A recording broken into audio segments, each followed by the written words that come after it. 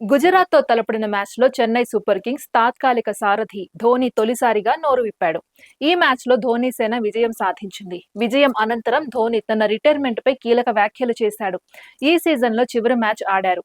మీ రిటైర్మెంట్‌కు సంబంధించి అనేక వార్తలు వస్తున్నాయి. దీనిపై మీరేం చెబుతారని వ్యాఖ్యాత ప్రశ్నించగా ధోనీ తనదైన శైలిలో సమాధానం చెప్పాడు.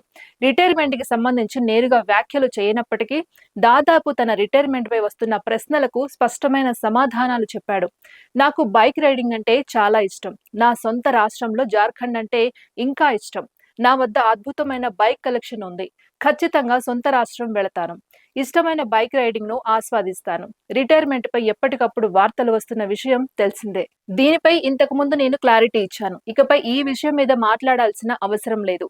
కాకపోతే నా రిటైర్మెంట్ దాయడానికి ఇదేమీ రహస్యం కాదు. అది ఖచ్చితంగా ప్రేక్షకులకు తెలుస్తుంది. అభిమానులకు తెలియకుండా ఉండదు కదా అంటూ చమత్కరించాడు.